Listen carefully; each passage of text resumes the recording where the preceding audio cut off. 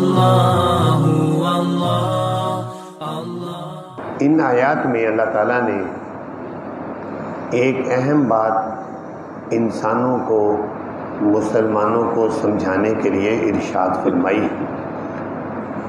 کہ دنیا میں جتنے بھی کام رونما ہوتے ہیں ان میں زیادہ تر وہ کام ہیں جو اسباب کے ساتھ متعلق ہیں، کہ جب وہ سبب اختیار کیا جائے گا تو اس کا نتیجہ برآمد ہوگا۔ جیسے چھری ہے، چھری کو جب چلائیں گے تو وہ کاٹے گی، تو سبب کیا ہے؟ چھری کا ہونا۔ اسی طرح آگ ہے، ایک سبب ہے، اور وہ جب لگے گی تو جلائے گی۔ اسی طرح دوائیاں ہیں، کچھ دوائیاں ہیں جو ایسی ہیں کہ جو انسان کو صحت مند کرتی ہیں، تو سبب کے طور پر جب ہم دوائیوں کو کھائیں گے تو اس سے صحت ہوگی۔ کچھ دوائیاں ہیں جو زہریلی ہیں، تو ان کو اگر کھائیں گے، سبب کے طور پر کھائیں گے تو وہ ظاہر ہے ان کا زہر ہوگا، اس سے ہلاک ہو جائے گا انسان۔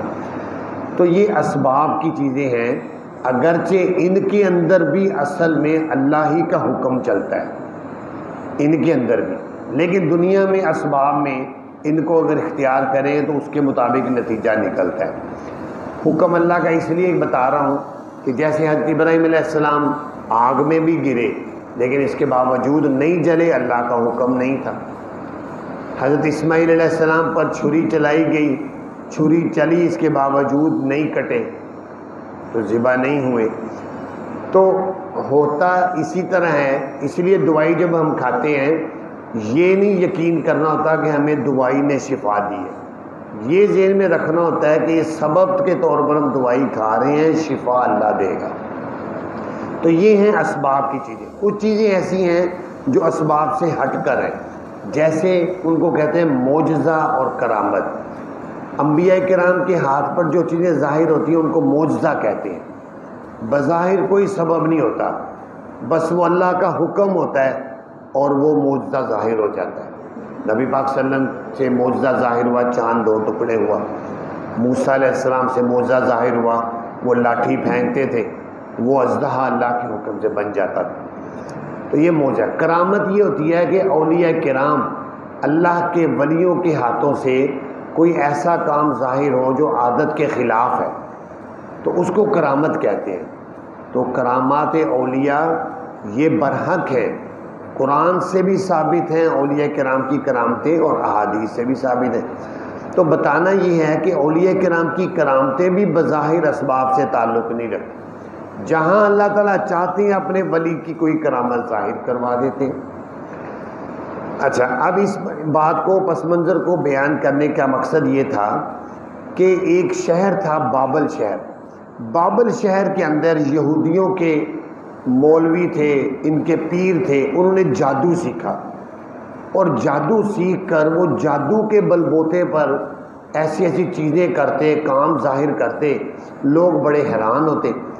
تو آگے سے وہ مولوی اور پیر جو جادو سے کرتے تھے کہتے تھے یہ ہماری کرامت ہے، یہ ہماری حالانکہ میں نے آپ کو بتایا کہ کرامت کا بظاہر اسباب سے تعلق نہیں ہوتا، وہ براہ راست اللہ کے حکم سے ہوتی ہے۔ تو وہ کہتے تھے کہ یہ جادو ہے، لہٰذا اللہ تعالیٰ نے کیا کیا، لوگوں کو سمجھانے کے لیے 2 فرشتے آسمانوں سے اتارے، ایک کا نام تھا ہاروت، دوسرے کا نام تھا ماروت۔ یہ 2 فرشتے انسانی شکل میں آئے، دنیا میں آ کر وہاں بابل شہر میں رہنا شروع ہوئے، اور انہوں نے لوگوں کو بتایا کہ ہم آپ کو بتاتے ہیں جادو کیا ہوتا ہے، اور ان کو کچھ جادو کی چیزیں بھی اللہ تعالیٰ کی طرف سے بتائی گئی، اور یہ بتانے لگے یہ دیکھو یہ جادو ہے، مثلا یہ پھٹی پڑی ہے تو جادو سے کوئی پڑھ کے اس کو اٹھا کر ادھر کر دینا، یہ کہتے ہیں یہ جادو ہے۔ اور یہ جو یہودیوں کے مولوی اور پیر کر کے کہہ رہے ہیں ہماری کرامت ہے، یہ کرامت شرامت کوئی نہیں، یہ جادو ہے۔ اور جادو کا شرعی حکم کیا ہے؟ جادو کا شرعی حکم یہ ہے کہ جادو کرنا کرانا یہ حرام ہے۔ جادو کرنا کرانا، جو کرتا ہے وہ بھی اور جو کرواتا ہے وہ بھی، دونوں حرام کام کے اندر مبتلا ہوتے ہیں۔ یہ گناہ ہے بہت سخت۔ تو ان فرشتوں کو بھیجا گیا تاکہ لوگوں کو فرق کر کے بتائیں کہ یہ کرامت ہے اور یہ جادو ہے، لہذا یہ جو مولوی پیر کر رہے ہیں یہ جادو ہے، ان سے بچنا ضروری ہے۔ اس کا یہاں ذکر آ رہا ہے، فرمایا وَاتَّبَعُوا مَا تَتْلُو الشَّيَاطِينُ، پیروی کی ان لوگوں نے اس چیز کی جو تلاوت کرتے ہیں شیاطین سلیمان علیہ السلام کے ملک پر۔ یہ کہتے تھے اس زمانے میں وہ مولوی جو پیر تھے وہ کہتے تھے یہ سلیمان علیہ السلام سے جادو نقل در نقل چلا آ رہا ہے۔ یہ تو حقیقت ہے کہ سلیمان علیہ السلام کے ماتحت جنات ہوتے تھے، لیکن سلیمان علیہ السلام جادو نہیں کرتے تھے، وہ تو اللہ کے پیغمبر تھے، ان کے تو معجزات تھے۔ وما کفر سلیمان، نہیں کفر کیا سلیمان ولکن الشیاطین، لیکن شیاطین انہوں نے کفر کیا، سکھاتے تھے لوگوں کو السحر، جادو۔ اور وما انزل علی الملکین، اور وہ جو اتارا گیا دو فرشتوں پر بابل شہر میں، ببابل، ہاروت و ماروت، ہاروت اور ماروت جو دو فرشتوں کو اتارا گیا، تو نہیں سکھاتے تھے وہ کسی کو، یہاں تک کہ کہتے تھے کہ یہی بات ہے ہم آزمائش ہے، بس تم کفر نہ کرو، کہ ہمیں صرف آزمائش کے لیے بھیجا گیا ہے، ہم لوگوں کو جادو کی حقیقت بتانے آئے ہیں، باقی ہم کوئی جادو کا کام نہیں کرتے، لیکن اگر تم کہتے ہو تو ہم تمہیں سکھا دیتے ہیں تاکہ تمہیں پتہ چلے کہ یہ جادو ہے۔ تو لوگ کہتے ہیں سکھا دو، تو ایک دو کو انہوں نے سکھایا بھی، تو اس سے لوگوں کو پتہ چلا کہ یہ جادو ہے، تو اس سے فَيَتَعَلَّمُونَ مِنْهُمَا، پس سیکھ لیتے وہ لوگ ان دونوں سے وہ چیزیں کہ جدائی ڈالتے ساتھ اس کے آدمی اور اس کی بیوی کے درمیان، اور وَمَا هُمْ بِضَارِّينَ بِهِ مِنْ أَحَدٍ إِلَّا بِإِذْنِ اللَّهِ، اور نہیں ہے وہ نقصان پہنچانے والے جادو کے ذریعے سے کسی کو مگر اللہ کے حکم سے۔ تو اس لیے ابھی اسی پچھلے دنوں میں یہاں ایک آدمی مسجد میں میرے پاس آیا، کہنے لگا میں جادو کو نہیں مانتا، جادو کچھ نہیں۔ تو اس کو میں نے سمجھایا کہ جادو کی حقیقت تو ہے، لیکن جادو کی حیثیت یہی ہے کہ اس کا اسباب کی حد تک اثر ضرور ہوتا ہے، اسباب کی حد تک اللہ تعالیٰ کی حکم سے ہوتا ہے۔ جیسے دوائی ہم کھاتے ہیں تو دوائی کا اثر ہوتا ہے اللہ کے حکم سے، ایسے جادو نبی پاک صلی اللہ علیہ وسلم پر جادو ہوا، یہودیوں نے جادو کیا تو پھر اللہ تعالیٰ نے سورہ فلق سورہ ناس اتار کر جادو کا توڑ کیا۔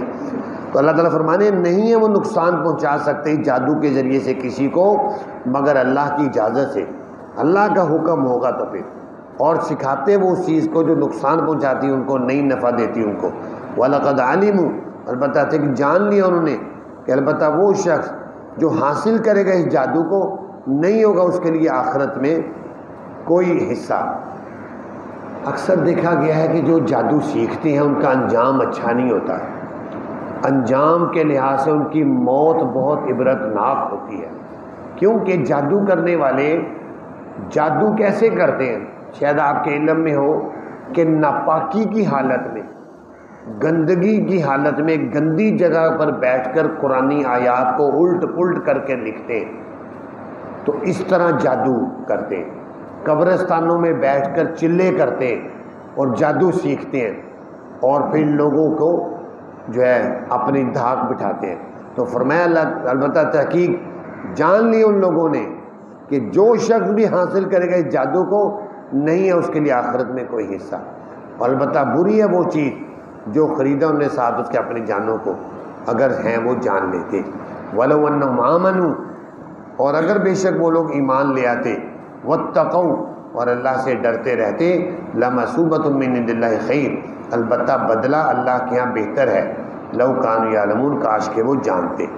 باقی یہ ہے کہ جادو کی میں نے شرعی حیثیت آپ کو بتا دی ہے کہ یہ ناجائز اور حرام ہے، لیکن اگر کسی پر جادو ہو جائے تو جادو کا حل اور اس کا توڑ وہ شرعی حیثیت سے جو عملیات والے روحانی عمل کرتے ہیں اس سے اس کا توڑ کروایا جائے گا۔ جادو کا توڑ جادو سے نہیں کروانا، کیونکہ جادو حرام ہے، تو اگر کوئی توڑ بھی کروانا جائے گا تو وہ بھی حرام میں مبتلا ہو جائے گا۔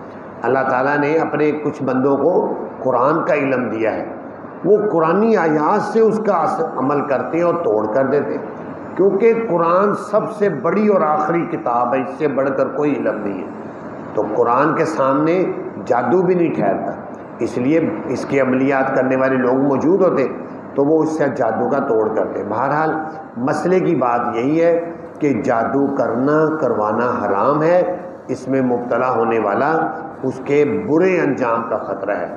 اللہ تعالیٰ سے دعا ہے اللہ تعالیٰ ہمیں دین پر عمل کرنے کی توفیق عطا فرمائے۔